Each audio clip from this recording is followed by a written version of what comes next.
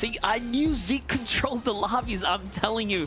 We get right into the action. He's always here to give us the fan service. First it was Clicks, now it's Peter Boy for the last game. They've been called yet again, but only 20. That feels like rookie numbers for these two, Monster. I'm expecting nothing shy of whatever they need to actually acquire 100 eliminations on the day, because they're not too far from it. It'd be more impressive if they can actually get 20 eliminations. This is the least amount of elims we've seen them at any point in the day. They actually have 0 right now. Do you think the pressure's on? Do you think they saw the Alden stat online where it shows that they might be on track to break a record here? I don't know. Hey, no distractions after all, right? But definitely something that can subconsciously play a part. Peterbot and Poyo, definitely a team that likes to keep tabs of where exactly they stand as Skittles, Trashy. They could potentially be the first 2 eliminations for Peterbot and Poyo, or they could potentially end Peterbot and Poyo's run altogether. As Peterbot Poyo, a little bit pressed further away from where we would have expected them to be at this point. And it seems as though they really want to take this challenge at Rift Island, but again, if they want to get those 20 elims, or even one, first it's going to start with Poyo not getting dropped, and Skittles instantly trying to see if he can dive into Poyo's box. Trashy, though, with the problem all his own. This could be an exchange of duo teammates at this rate. Yeah, big 100 tag from Peterbot here onto Trashy. He's definitely going to give him the advantage he was looking for. The hand cannon miss on the follow-up, though. Here's the real question. Does he jump up to support his teammate or stay down low?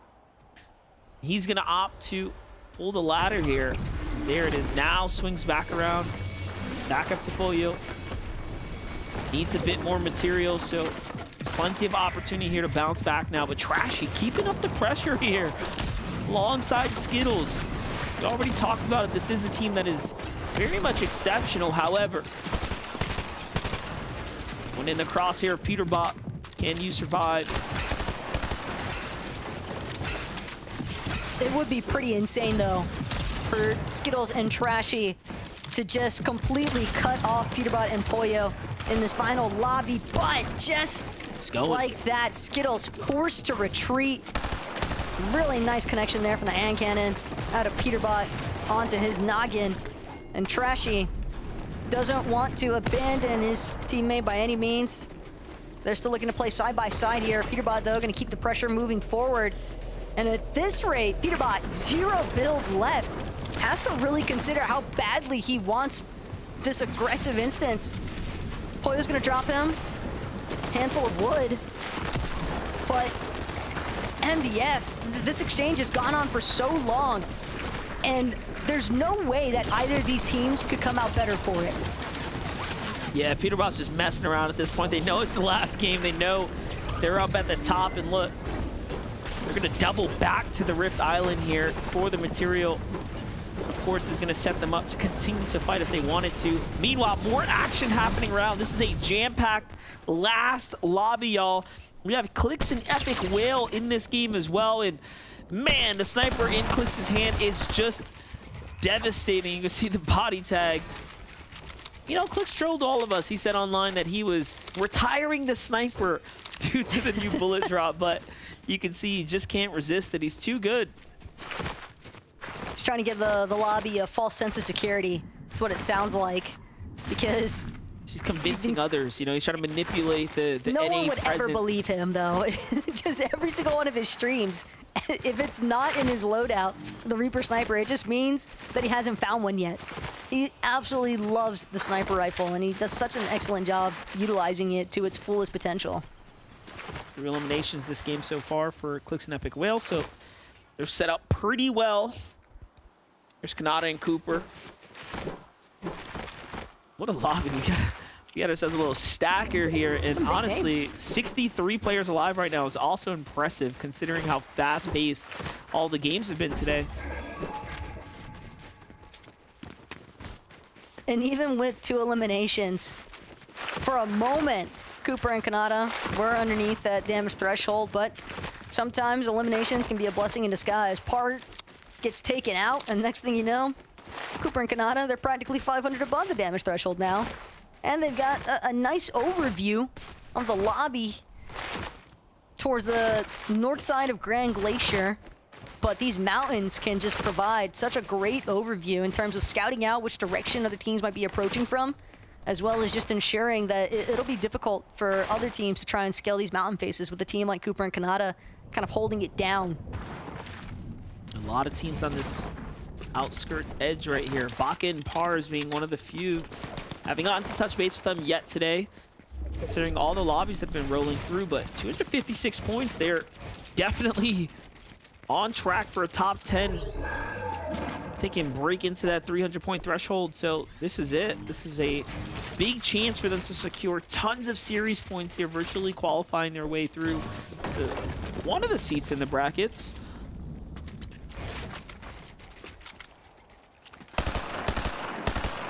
Still, they'll definitely want to try and build a couple of elimination points as well in this final lobby, at least as many as they can try to. And with only 4 points so far off of the 2 eliminations they've acquired, you can tell that they're not satisfied just yet, but they're also not that pressed for an early rotate just yet. Again, that elevation provided by the natural landscape there on the north side of Grand Glacier just makes it really easy to try and pinpoint some rotating duos. It's a duo that's definitely in the zone right now. I like this play. I like that, although they're safe, Kaiser is considering moving just a little bit further in to get away from the congested amount of players that will start to settle in on this outer edge.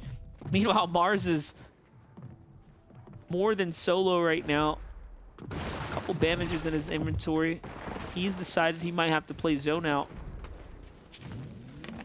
Teams that were camping on top of him have also backed out too. And I'm gonna go some extra heals for the road now.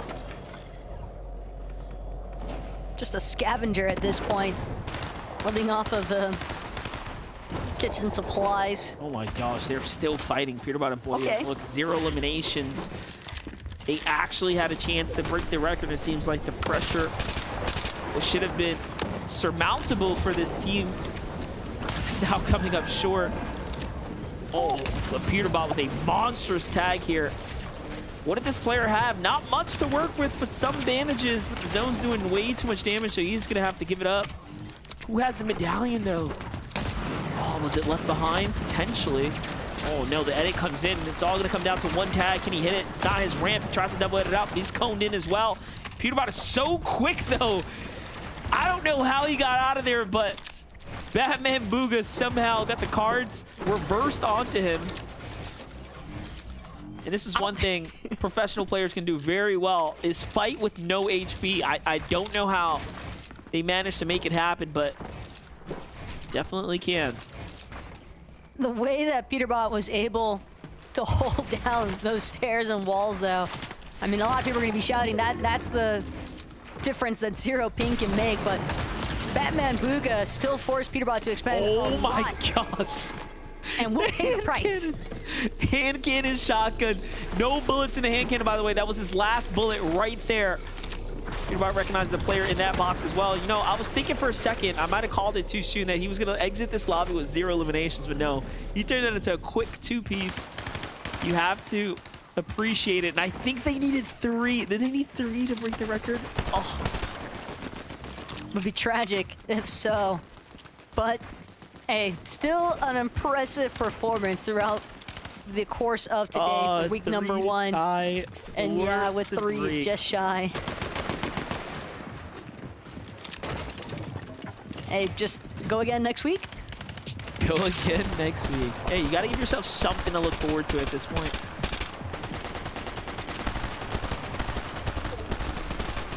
Clicks and Epic just holding up some of these teams towards the bottom side of this hill here, just outside of Reckless Railways. And again, Clicks, Epic, definitely looking relatively well off. But as for Skittles and Trashy, one of the teams that was held up for so long by Peterbot and Poyo, Skittles will at least be able to find another elimination, and the fact that he's managed to outlast Peterbot and Pollo is probably his ultimate trump card at this point. But with no heals, he's full shambles. So something to consider, right? Skittles and Trashy, veteran players, right? Tier 1 professional players. It does show you when Peterbot and Pollo go up against pretty good players. Like it's not all fun and games. It's not all easy, right? You're not gonna walk through every team in the lobby that fast. Some teams are gonna just be in the zone and put up a great defense, a great fight. So if that's any indicator of, you know, what finals can play out as, I mean, finals is gonna, that's what every duo is gonna consist of, right? Like really, really top tiers. So it'll be that much more difficult. But also, Peterbot, Pollo, Skittles, Trashy, neither side probably commits as heavily in that initial engagement that caught both those teams out for so long over by the Rift Island. To essentially sabotage each other's games. Oh my god. Kanata sabotaging height though. It's the second time. Just rip someone out the sky like that. It's never surprising when he does it, but it is kind of gross here. Just jumping straight into Pandy and Ink's box. Wasting no time whatsoever to secure the next 2 eliminations. Now Pars and Baka could potentially get focused out, but instead Kanata gonna opt to go just 1 layer above. Doesn't want to get stuck inside of any low ground action here. He's already gotten the refresh he was after. Bolts and Bryce, though, they're going to be the current team looking to control height. Yeah, this game's going to be over before you know it. Quicks and Epic Whale on the western side of the low ground here. One team, like we mentioned, kind of in position to hold this high ground with Pars and Baka. Get pushed on the low. Now the shots come in from Kanata and Cooper. Pressure everywhere. They give it up. Pars is on the move now. Low ground here. Oh, Kanata and Cooper actually stepped in trying to take the fight after the shield crack. It didn't look like they really desperately needed the material, but it must come down to series points at this stage in the round. How big of a last game can you make here? Pars and Baka have a chance. Retaliation here. Wow. While Clicks on the edge. Looked like that player just gave up. I don't know what just happened there, but that's 5 elims now. Sometimes you just connect with too clean of a shot. Doesn't give any sort of leeway for a reaction time there. Stupid just caught out. But Kanata, again, doing a pretty nice job here. Making his way towards front side of his zone. Just looking to trail along the sides of it. Gonna look back here. Magia gonna also get stuck next to Golden Cow, and they're not gonna be able to escape this box. That legendary Warforged assault rifle, just so much spray potential. Such a high fire rate as well, and decent damage to just rip through those builds. Definitely shows. Meanwhile, Baka and Pars do have the high ground, little builds to work with. Kanata and Cooper look up to try to see if they can reclaim it. And they're turning their focus on a win now. Condition is here. The woods are weak, but Baka, devastating player. Pars is as well, and Cooper goes down. We really have not seen Cooper shine today like we expect him to in these end games. But everyone does get outclassed at times. Meanwhile, Clicks and Epic Whale here setting themselves up for what could be a massive game if they could just situate. Epic's got to get his HP up, got to get his shield up, and they might be able to win this game from this awkward angle. For sure. I'm willing to give Cooper a little bit of benefit of the doubt. Saw that he actually set up a brand new PC leading into today, so can definitely impact overall performance, getting used to the swing of things. Cirque, on the other hand, just immediately ripped through by Flix. Kanata still trying to hold it down, 6 eliminations. Tarping through this secondary height. Not sure if he spotted out, but it's Clicks and Epic below him. Instead, Kanata trying to challenge the high ground, but it's all for naught. He'll find himself eliminated now. His run come to an end for the day, but still a strong performance overall. But now it's down to Clicks and Epic. They want to keep the streak going strong. They want a victory royale to close the day out. They might just find it here too. Yeah, Zooks can definitely be the thorn in the side, but no, Polis finds him. And now they're just looking to high ground. Clicks breaks it out. That's going to be huge white damage there from the fall.